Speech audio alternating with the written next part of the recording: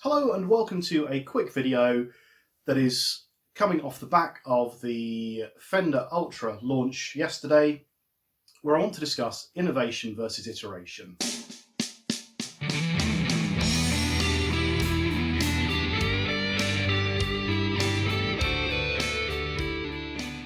Now, if I've learned anything from my Boss Katana Mark II video, you guys love a good discussion.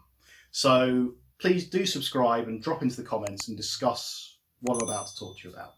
And it's this idea of innovation versus iteration. So yesterday it was pretty obvious that Fender had a new line of guitars coming out. I think every guitar channel that has more than about 10,000 subscribers seemed to have a launch event related to the Fender Ultra at 2 p.m. GMT. And it got me thinking about the differences between innovation and iteration in the guitar industry. Something that I've been thinking about since the Boss Katana Mark II came out. Now, first things first, the new Ultra guitars, they're replacing the Elite guitars. The new Ultra series are gorgeous. I would sell my soul, my children's soul, and pretty much everybody else's soul on earth to own one of those Telecasters. Watching Ola England playing metal through one of those yesterday just melted my soul. And my face, it was loud. But it brings up an interesting topic that I think you guys might be interested in discussing with me. Where do innovation and iteration kind of finish and end, as well as invention? So when you look at the Boss Katana, when the Boss Katana came out, it was innovation. It was taking a concept of a modelling amp, changing it so it was no longer modelling, but just kind of a version of concepts of amps with real gain stages, analog circuitry, and then digital effects. That was innovative. The Mark II is iterative, where it's a few little changes, not a lot's changed really, but it's a new version. And I think the same's true of the Fender range. So when the Telecaster first came out, it was inventive and innovative. Ever since then, it's iterated. And there's nothing wrong with that, but it's an interesting thing to think about. So when you see invention and innovation in guitars, it seems to me that more often than not, people don't like it. Think of a particular type of automated tuner on an authentic guitar.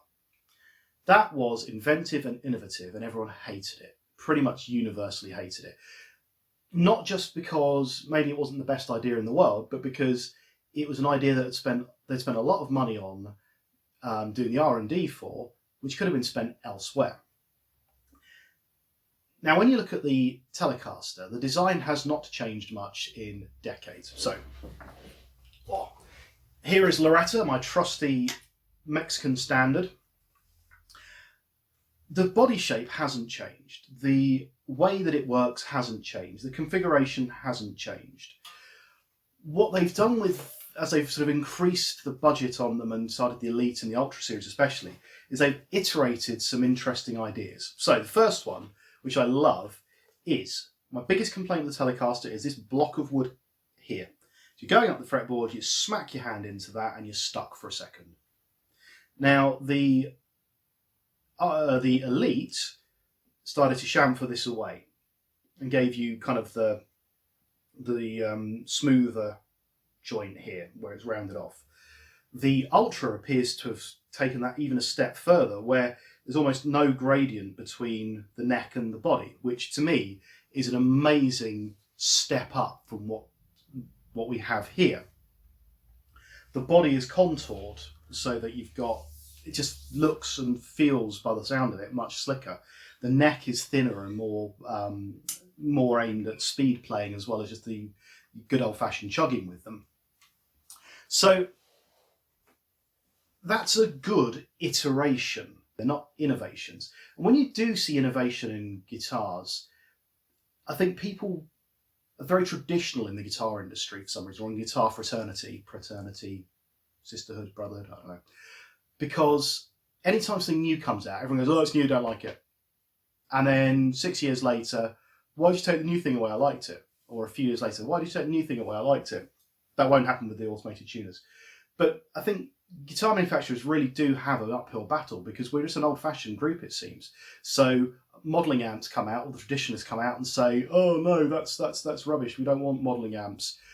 But the innovation that you see in like a Helix or a Kemper, where the models are so good that people can't tell the difference anymore, especially in a live mix, is that a bad thing?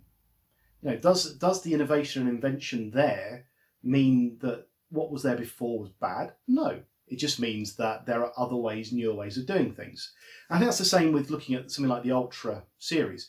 It's just a modern take on the original versions.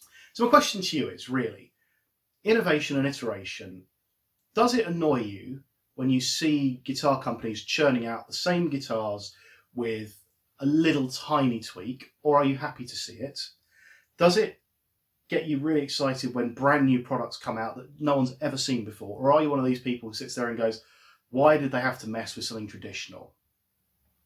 Jump in the comments and let me know, because I really want to hear what you've got to say on this matter, because it's you who kind of dictate what guitar companies really are doing. They are listening much more these days, most guitar companies. So yeah, jump in the comments, tell me what you think. Subscribe, like, hit the bell, and I will see you with a much better video soon. Cheers.